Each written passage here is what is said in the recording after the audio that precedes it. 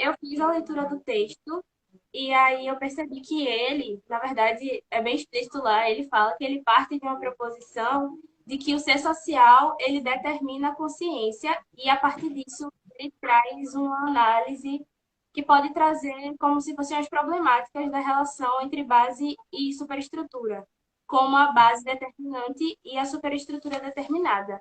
Aí, a partir disso, eu queria saber como tu entende essa relação de base e superestrutura a partir dessa análise dele.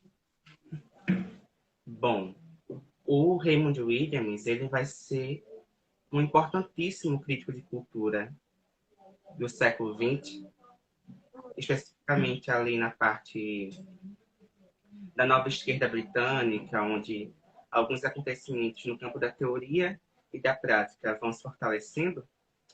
E ele vai ter esse ensaio, que é Base e Superestrutura na Teoria Cultural Marxista,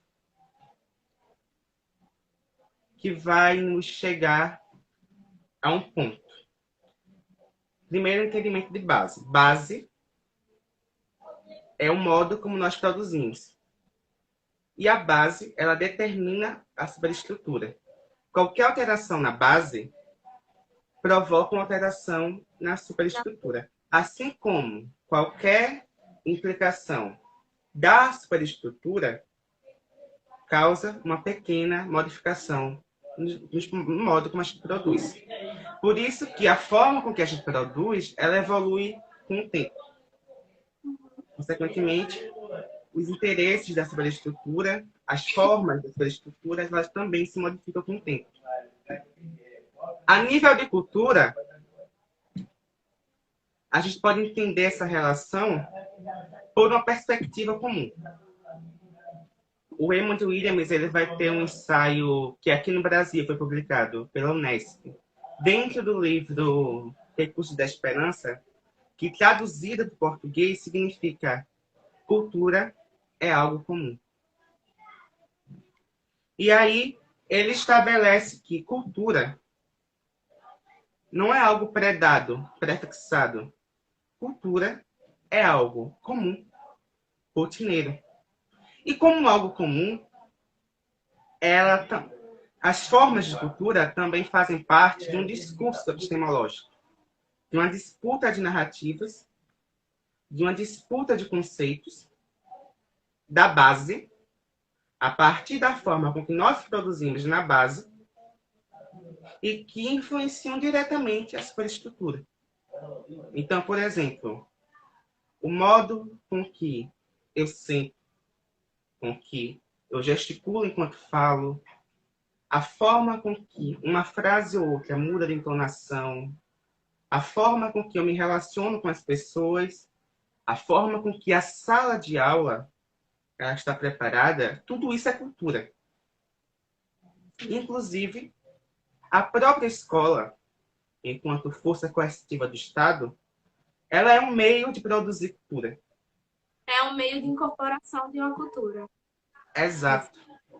Que a cultura, puxando para a parte da hegemonia, puxando para a parte da ideologia, ela é também um processo de ensino-aprendizagem.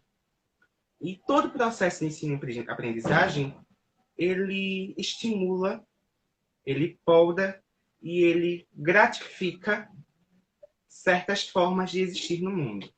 Por exemplo, nasce uma criança queer, uma criança não normativa. E a escola, ela vai direcionando. Esse é o jeito que você tem que sentar, essa é a forma com que você tem que falar, esses são os assuntos que você precisa se interessar. E isso vai podando e criando subjetividades. A pessoa, o cidadão, o sujeito, ele vai vestindo essa carapuça. Em contrapartida, que é o que o Raymond Williams ele prega, esse processo também ocorre na via posterior, porque a sociedade dá esses significados, essas nomenclaturas e essas anuâncias a esse ser, e ele se liberta da coisa. Ele observa o seu mundo por uma perspectiva um pouco mais libertária, pouco mais progressista, e ele vê que esses significados e culturas que não são pré-estabelecidos, mas sim frutos de uma disputa de classe, de uma disputa de narrativa e, principalmente, de uma disputa conceitual entre quem detém os meios de produção e quem opera os meios de produção. E ele faz disso um ato de liberdade. Eu acho que eu fui bem redundante. Mas é esse o ponto da relação de base e superestrutura que o Raymond Williams ele vai trabalhar nesse ensaio. E aí, eu também achei muito interessante que ele ressignifica o conceito da força produtiva, porque Marx, ele aborda a força produtiva mais voltado para a área do trabalho. E aí, quando isso vem para a área da cultura, ela fica mais ampla.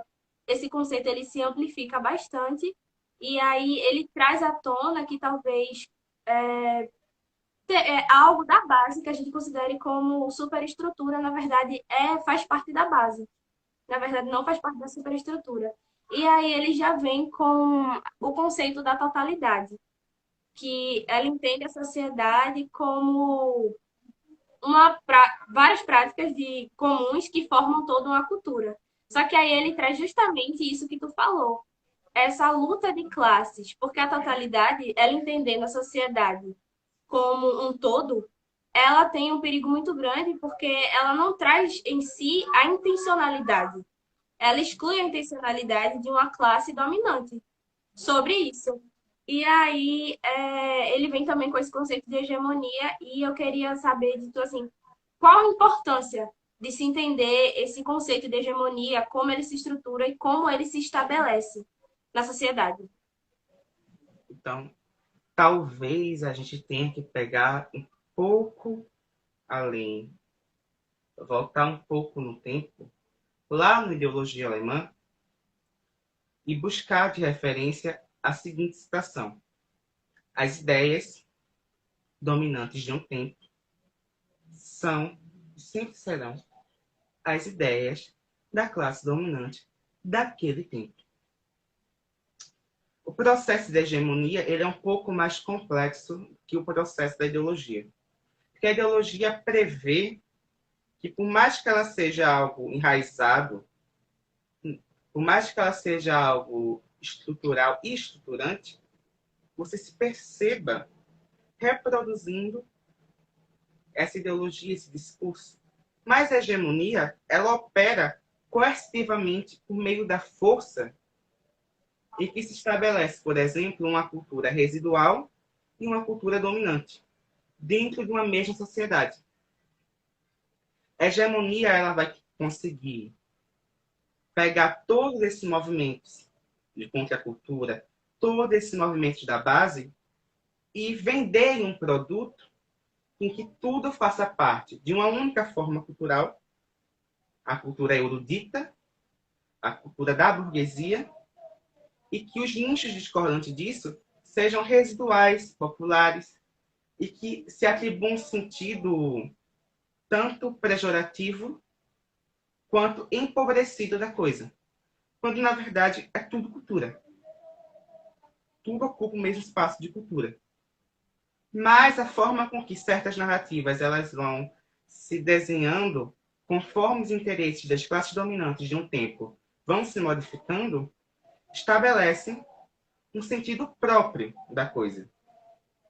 Então, a hegemonia ela opera tanto silenciosamente, de maneira coercitiva, quanto de maneira mais explícita, na qual o ser oprimido ele se percebe dentro do sistema de opressões, mas ele não tem subsídios para sair da coisa. Entende? É quando, por exemplo, nós estamos numa... A hegemonia, ele fala muito no texto que ela não é uma simples manipulação ou uma simples opinião. Ela é muito estruturada, então tem ali toda uma coisa, uma prática que, tipo, eles têm as práticas dele, que aí, a partir que isso vai dando certo, vão surgindo novas práticas e uma justifica a outra. Nós Para vamos que, pensar nisso, por exemplo, a partir do surgimento da família burguesa. sim, Nós vamos ter uma saída de uma Idade Média, com uma configuração de família, com uma configuração de arte, com uma configuração de cultura, e nós vamos adentrar a Idade Moderna, já com o jugo da burguesia, sobre as produções culturais, as produções intelectuais, os papéis de gênero que são excluídos, e principalmente os conceitos, as nomenclaturas que certas posturas vão adquirir com o tempo. Então, por exemplo, a arte drag, que ela existe mais ou menos desde o teatro grego, e ela sobrevive a partir de um sistema de opressões que retira a mulher dentro do palco. Sim. E tira a mulher do espaço público. E agora esse artista que faz drag queen, que se monta, ele ocupa esse espaço justamente no simbolismo, no significado de estar vestido para, ou então representando, em uma tradução mais literal da sigla, uma mulher. Vem a instituição da família burguesa. Esse tipo de arte, ele para de ser consumido na sua hegemonia, no contexto um pouco mais, como é que eu posso dizer, geral. Mas, enquanto pretexto subsistente, esses artistas, eles conseguem público, porque eles fazem muito bem a arte deles. Isso sobrevive até hoje. Então, quando se instaura o conceito de família burguesa, de arte burguesa, onde tudo é muito higienizado e o que é discordante é tido como um inimigo natural do processo real da cultura, e é assim que eles chamam a cultura erudita, né? Vale salientar que não é processo real de cultura nenhum, que é fruto muito mais de uma absorção a partir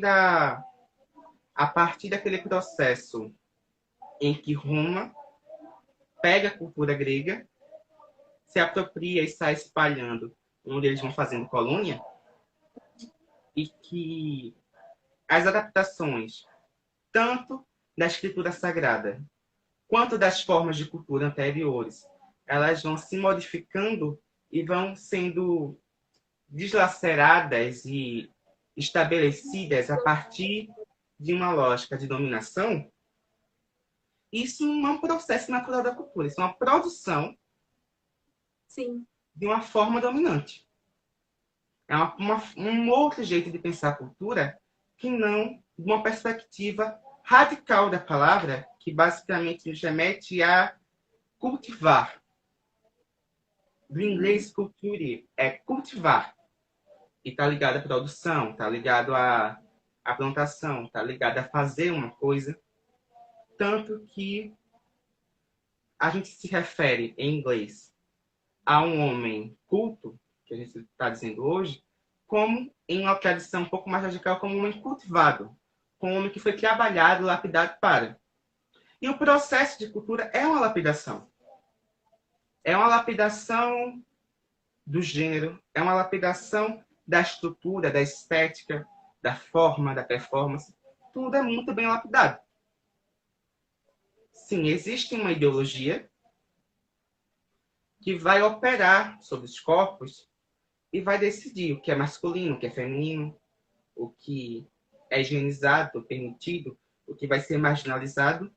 Mas também existe um processo maior de dominação que nos obriga, enquanto professores, enquanto artistas, a operar sobre o modo burguês. Primeiro, porque ninguém sobrevive de vento. Segundo, porque a hegemonia da classe burguesa ela já está tão bem Fundamental. fomentada, enraizada, que qualquer coisa que fuja desses corpos de controle, dessas formulazinhas de base que a indústria cultural nos oferece, vai ser encarregado de ou sofrer as duras penas ou ser excluído do processo social. E é exatamente isso que ele fala no texto também, que na verdade existe um processo de apropriação. A cultura dominante, ela olha para a cultura residual e ela começa a perceber e a analisar o que ela pode se apropriar ali para que ela seja aceita de, por uma massa maior. Então, ela começa a olhar para uma cultura residual e, principalmente, se essa cultura tiver muitas raízes no passado, ela começa a se apropriar disso. E ela olha para aquilo e, não, eu vou me apropriar disso aqui e o que não foi interessante para mim eu vou excluir. E aí essas pessoas começam a sofrer grandemente. As pessoas que produzem essa cultura, os grupos sociais que produzem esse tipo de cultura, eles começam a sofrer, começam a sentir isso. E o que eles produzem, eles veem que está sendo apropriado de uma forma tão brusca e tão, sabe? Que chega a ser, assim, péssimo. Aí eu volto um pouco na, na linha teórica e eu vou buscar o texto A Indústria Cultural do Adorno. Da gente perceber o seguinte: tudo que a indústria cultural se apropria, ela transforma em uma mercadoria. Então, se a gente pensa RuPaul, vamos pensar em RuPaul, acho que foi década de 90. Se a gente pensa década de 90 como o ontem das revoluções, das rebeliões de Stonewall, por exemplo, e a gente pensa RuPaul Drag Race, hoje, a magnitude que tem, a forma com que ela se transformou, inclusive, em uma espécie de imperialismo burguês, para tratar sobre cultura queer. Para cá, para as colônias, dos países que estão à periferia do capital, a gente vai perceber que, primeiro, esse processo de repressão contra a comunidade, ele surge a partir de uma narrativa de família muito bem estruturada da classe burguesa, a partir de uma disputa anti-vermelha, que qualquer um que lutasse para não morrer, né, Estados Unidos, já na década de 40, era o quê? Comunistinha. A partir de um processo de luta e de um estigma criado, vale salientar que década de 50, 70, 90, as pessoas já começam a conviver com algumas ISTs, inclusive quando surge a epidemia de AIDS, que é HIV, esses corpos eles são marginalizados, colocados dentro de uma bolha, onde eles não podem conviver socialmente. Eles estão sendo castigados, eles estão sendo promíscuos, e por isso essa doença afetou. Tem todo um discurso sobre o que é um corpo violado por uma doença, um corpo que recebe células inimigas, como é o caso do câncer, e um corpo que teve um processo de adoecimento fruto de algum tipo de prática sexual. Isso a gente vê muito em A Doença como Metáfora. Eu esqueci agora o nome da autora, mas eu vou explicar nos comentários. Sim, eu fui lá em Síria, percebeu, né? Eu vou lá, volto, quando eu volto, já volto perdido. Aí surge RuPaul, década de 90, 2 metros de altura, uma drag queen negra, Estados Unidos, e cria um programa, um reality show. A cultura drag virou um produto. Ele foi exportado para as colônias. Agora, as formas com que se pensa drag queen, as formas com que se pensa o próprio movimento LGBT são em termos exportados de um polo capitalista, como os Estados Unidos, mas que a indústria cultural se apropriou, maquiou, higienizou, criou uma estética para e vendeu drag como se drag fosse só aquilo. Mas como toda forma de arte, essa arte ela tem inúmeras vanguardas. E essas vanguardas, elas formam o polo residual do produto.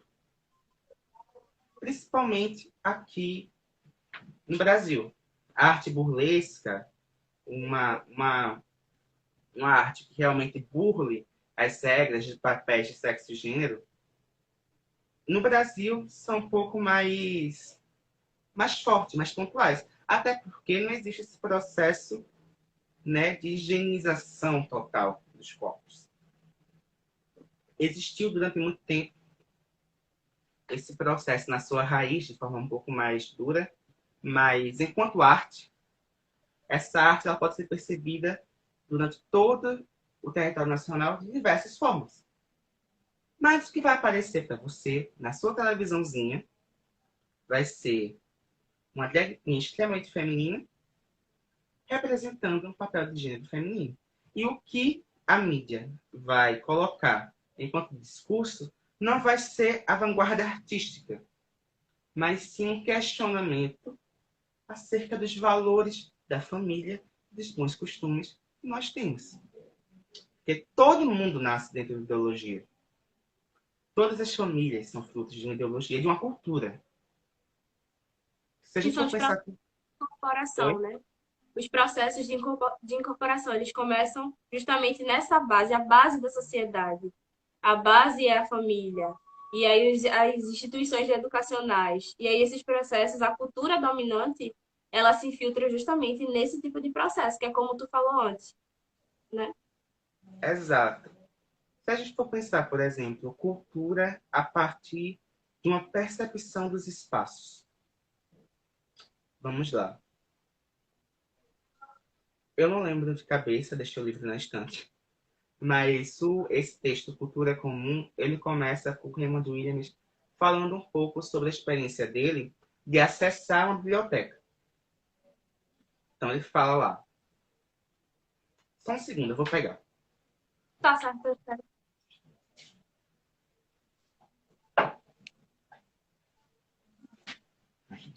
Que é assim, né? A gente que é professor, a gente não sai de casa sem referência teórica. Uhum. Já virou rotineiro. Minha bolsa tem mais livros do que álcool em gel. Achei.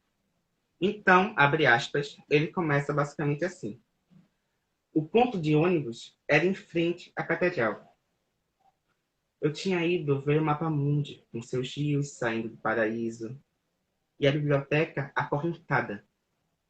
Um grupo de religiosos conseguiu entrar sem problemas, mas eu tive que esperar 1 hora e bajular o sacristão antes de conseguir entrar e dar uma espiada nas correntes. O ônibus chegou, o motorista e a cobradora totalmente absolutos um no outro. Saímos da cidade, atravessamos a Ponte Velha e seguimos em frente, passando pelos pastos e pomares e pelos campos com terra vermelha, arada sob o sol. Deixa eu dar só um pulo e voltar e ir adiante, na verdade, aqui na continuação. Nasci e fui criado no meio desse trajeto do ônibus. O lugar em que morei ainda é um vale de fazendas, embora a estrada que o corta esteja sendo alargada e retificada para aguentar caminhões pesados que vão rumo ao norte. A cultura é algo comum, ordinário. Devemos começar por aí. Crescer naquele lugar era observar a configuração de uma cultura e seus modos de transformação. Agora a gente respira e vamos tentar puxar isso. Ele começa o ensaio descrevendo um lugar. Então, o ponto de ônibus era em frente à catedral. E provavelmente, percebendo que o autor ele vem de uma zona rural do país de Gales e ele estuda em Cambridge por, por uma questão de bolsa, provavelmente ele tinha feito esse trajeto para organizar algum estudo. Ele fala: o ponto de ônibus era em frente à catedral.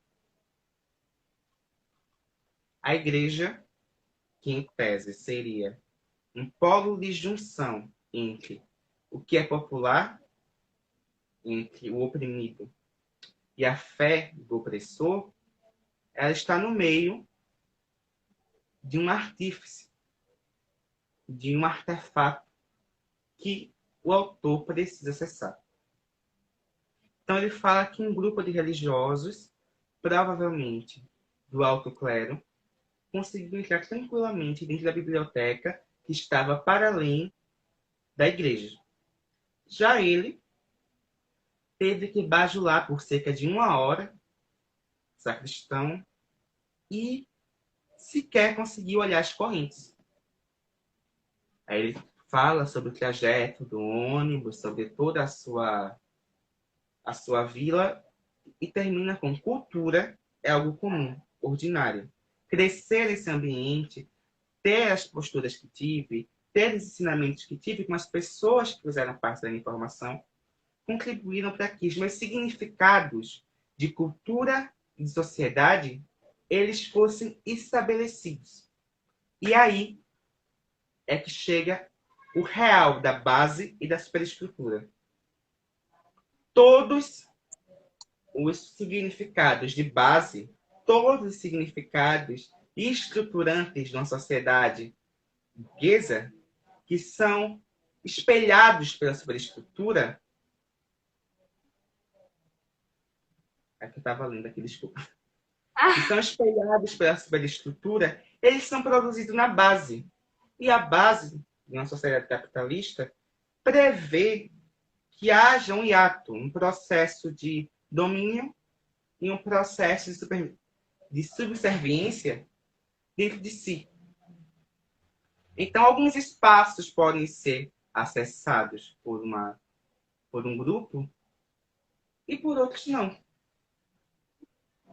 Vamos pensar, por exemplo, nas produções artísticas de Recife. Quando não tem pandemia, no final do ano, eu acho que em setembro, nós tínhamos no Cinema São Luís o Recifest, que é um festival maravilhoso, que a gente vai trabalhar cinema a partir de uma perspectiva queer, a partir de uma perspectiva de raça, mas o que chegava para a periferia desse festival, enquanto ele estava acontecendo, era muito pouco. Quem já vivia no nicho acadêmico, quem já vivia no centro, quem já vivia mais dentro dessa... Aquele pessoalzinho da Mamédia, aquele pessoalzinho das ninfas, conhecia. Sabe da importância do projeto. Mas será que essa pessoa que está se entendendo enquanto um corpo não hegemônico, em uma periferia, sem muito acesso à internet, sem muito acesso à escola, e quando tem acesso à escola, é a partir de uma perspectiva do opressor que opera sobre esse corpo as suas subjetividades, ele vai ter acesso, ele vai ter conhecimento, ele vai saber que existe algo numa cidade extremamente patriarcal, extremamente colonial, como Recife, destinada ao seu corpo. E mais ainda, ele vai ter a possibilidade de se pensar enquanto corpo discordante, a partir de uma narrativa teórica que o valide, ou a partir do seu processo de subsistência. Não basta que a produção cultural ela pense o sujeito. Porque, em tese, depois tudo vira um estudo acadêmico e a pessoa sai de lá com seu TCC na mão, com seu 10 na mão, e esquece sobre aquele grupo que ela estava produzindo. Não basta.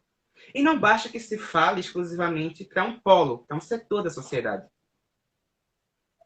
Que a produção da academia tende a continuar na academia. Eu acho que eu me vejo, enquanto educador, tentando transpor essa barreira e passar o conhecimento que eu aprendi na academia, junto com o meu conhecimento de vida, e principalmente os conhecimentos que a academia não quer que você acesse, porque no momento não é tão interessante falar sobre marxismo. No momento não é tão interessante pensar o sistema de opressão a partir da perspectiva materialista. Entende? Para as pessoas que estão imersas dentro desse sistema e não tem paradigma epistemológico para se pensar daquela forma. Eu acho que eu já falei muito. Então, eu estava, a partir da leitura do texto, ele abordou a cultura residual e a cultura emergente. E aí eu queria saber se, assim, tu concorda com o pensamento de que talvez as coisas que a cultura dominante exclua, ela pode significar o surgimento de uma nova classe, a ascensão de uma nova classe, que considera esses elementos culturais que foram excluídos pela cultura dominante. Não de uma nova classe. Porque quando a gente pensa classe dominante, quando a gente pensa burguesia, a gente tende a pensar em um único órgão. Mas a própria classe dominante, ela tem células, ela se divide, assim como o proletariado se divide. Então, eu diria que os interesses de um setor da classe dominante podem ser retirados, podem ser revistos a partir dos interesses de uma nova classe dominante. Mas nunca é um surgimento de uma nova classe. É sempre uma maquiagem, uma nova roupagem para uma dinâmica que já é existente na sociedade. Então, é tipo o ciclo dos elefantinhos. Tu conhece essa paródia? Não. Vem o elefantinho, aí segura o rabo do elefantinho da frente, que segura o rabo do elefantinho que está na frente, e eles fecham o círculo e vão andando em círculos, sempre reproduzindo, não os mesmos significados, mas o mesmo modo de produção e operando com a mesma tirania de classe. Entende?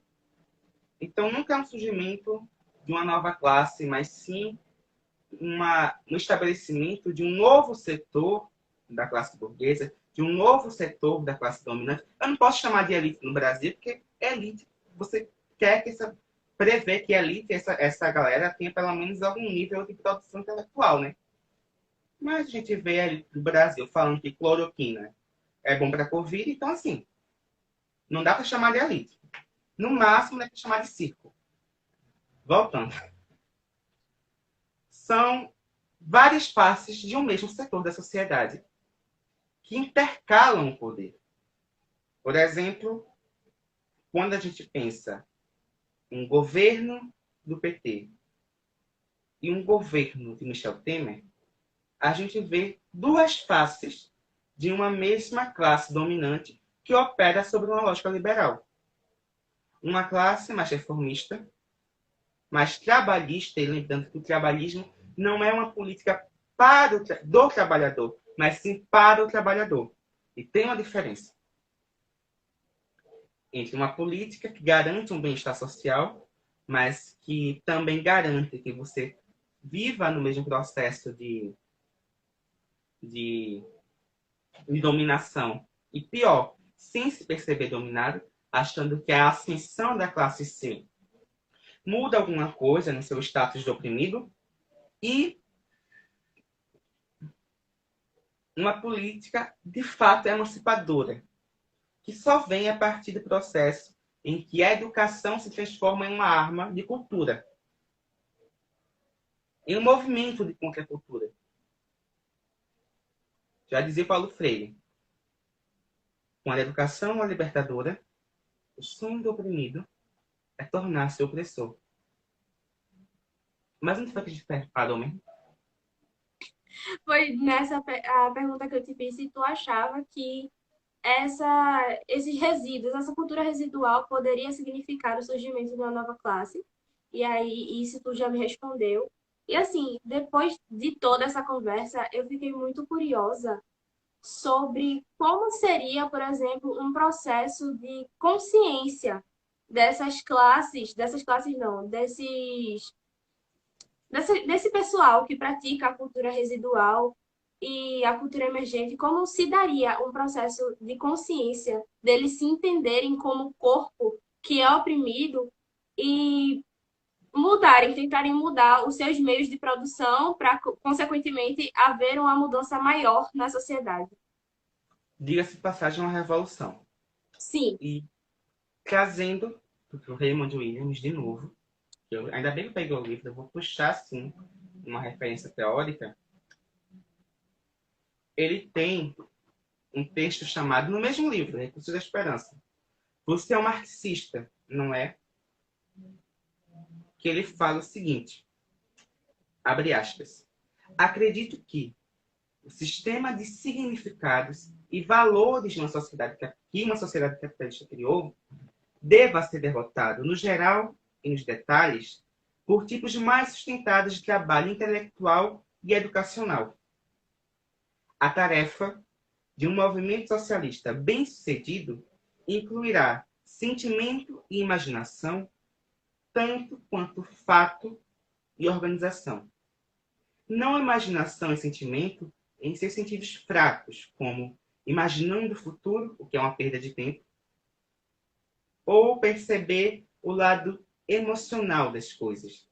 Pelo contrário, devemos aprender e ensinar uns aos outros as conexões entre uma instituição política e econômica, uma instituição cultural e educacional e talvez a mais difícil de todas, as instituições de sentimento e relações que são nossos recursos imediatos em qualquer luta.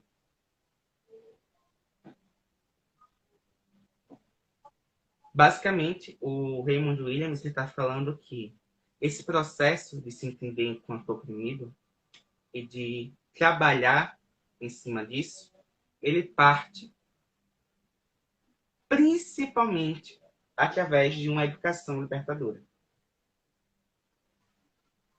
E uma educação libertadora implica, em primeiro lugar, você unir a teoria à prática. Então, é a prática, né? Você tem uma teoria que informa uma prática que reinforma essa teoria. E a partir do momento em que eu consigo gerar no meu aluno a curiosidade por pesquisa, a curiosidade por entender o seu local no mundo, eu estou conduzindo para um processo um pouco mais detalhado e demorado de elaboração política, que é, se a gente não mudar a forma com que a gente produz hoje, possivelmente não haverá um século 22.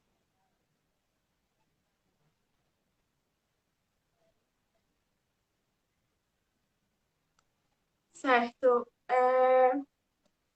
Então, eu acho que é isso. O texto ele não se aprofunda muito nessas questões. Ele fala bastante da cultura dominante, como se ela se estabelece na sociedade, os meios de incorporação. E aí teve um ponto que a gente não discutiu, acho que ele foi bem por cima, a gente falou muito por cima, na verdade, sobre a problemática de ver a arte como um objeto. Sim. A arte como mercadoria. Sim, de ver a arte como mercadoria e como isso exclui as práticas, a visão das práticas, porque a partir do momento que a gente vê a arte como um objeto e a gente analisa e vê aquilo ali como algo para ser vendido, a gente não consegue perceber a importância das práticas, a história de como aquilo foi produzido, o que está por trás daquilo, as vivências. Mas aí, para você acessar isso, primeiro nós vamos precisar voltar ao primeiro tomo, no primeiro livro do Capital. Entender como os significados de valor utilitário e valor de troca, eles se manifestam. E aí a gente busca a arte.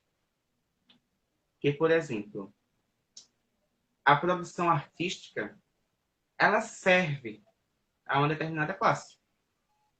Sim, Tanto como propaganda, tanto quanto crítica. Você produz um filme, você produz uma música, você está produzindo a partir de significados e valores de uma sociedade. Então, para além do produto, que entra a questão do fetiche de mercadoria, há também um, um serviço à hegemonia que acontece em determinados setores da arte. Por exemplo, as pessoas precisam desassociar o crítico de cultura a uma não humanidade. As pessoas precisam desassociar o artista a um local de soberania. O artista, como qualquer outro trabalhador laboral, ele vem de uma situação, vem de um contexto. E a sua arte fala sobre a situação e fala sobre o contexto. O que diferencia o valor da forma é que tudo que é indústria cultural se apropria, se transforma em um produto que é vendido em escala industrial. Então, por exemplo, hoje, quanto está um CD? Para quem consome CD? Acho que. R$ 90. Meu Deus. Esse último que eu fui ver, Maria Bethânia. O último que ela lançou, R$ 90. 50 do disco, de fato, e 50 do frete. Porque as pessoas estão deixando de ter loja física de CD. Quanto custa para um artista produzir essa arte? E aí, quanto ele ganha em cima do lucro? Porque, tratando de majoria, eu não posso, por exemplo, reivindicar os meus 10% de 90% da produção, porque aí entra juros, entra outras questões um pouco mais burocráticas, do que eu vou estar fazendo, basicamente, é defender os interesses do meu patrão. E qual é o patrão de um cantor? É o empresário? Não.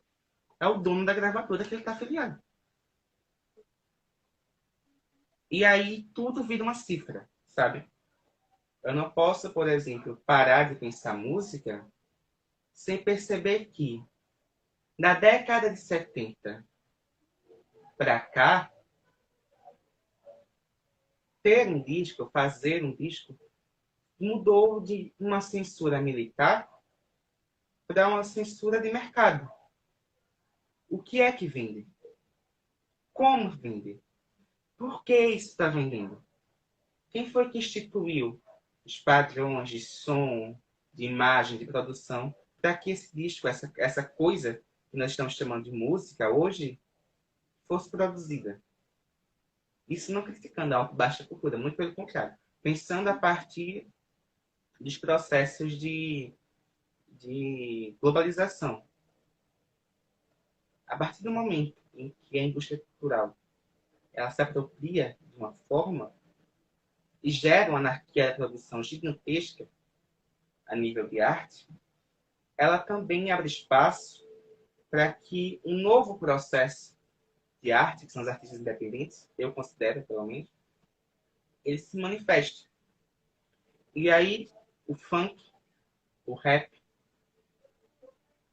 que inicialmente surgiram de movimentos que denunciavam um contexto, se transformam em um produto, com uma nova roupagem, uma nova batida, cantando em inglês, francês, alemão, sobre questões que não necessariamente se linkam com o processo anterior. E aí, quando a Então, gente pensa...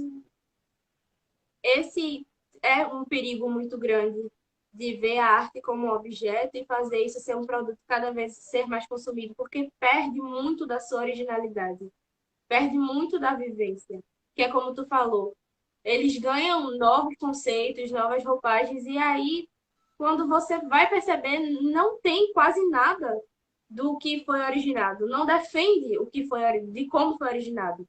Só está ali realmente para ser algo a ser produzido porque é algo lucrativo, porque é Não, algo completamente é uma cultura dominante. e eu concordo que a arte ela evolua com o tempo, ela ganha novos significados com o tempo. Mas, a nível de música, um disco sem um artista dentro é uma bolacha preta com um furo no meio. Você coloca, você escuta algum ruído, mas vai ser mais do mesmo. mais do mesmo. Entende? E aí, o que se analisa na crítica cultural hoje não é mais um rompimento com a cultura global, com esse processo de globalização, mas sim buscar os traços de identidade que estão dentro das produções e que muitas vezes se perdem porque isso não vai vender.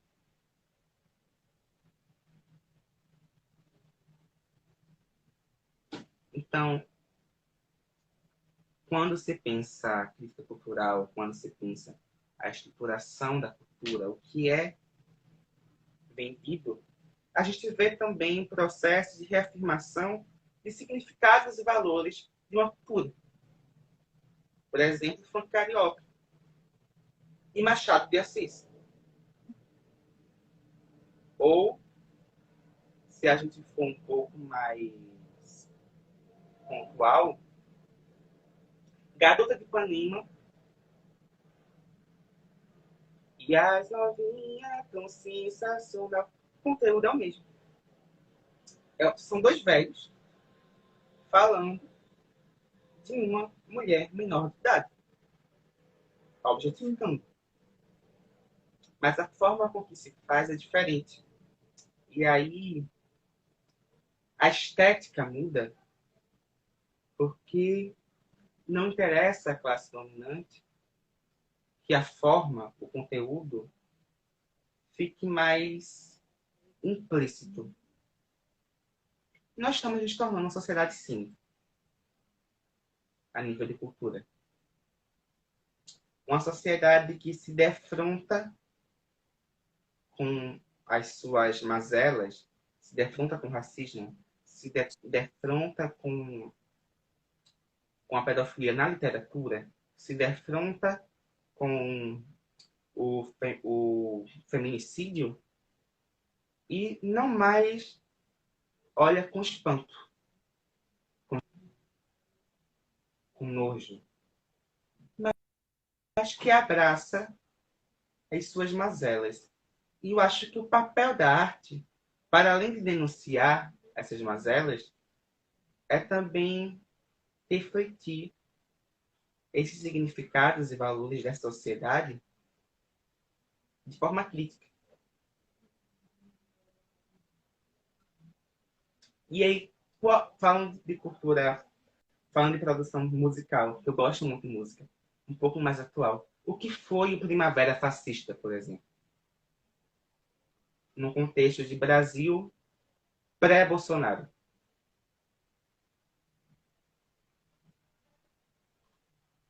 O que foi, o que está sendo hoje as produções do YouTube do Gustavo Rocha, acho que é Gustavo Rocha, não. Gustavo Mendes, eu acho. Sou péssimo com nomes, gente. O que foi essa senhora dos absurdos do Paulo Gustavo? Crítica de cultura. Corporificada, performática.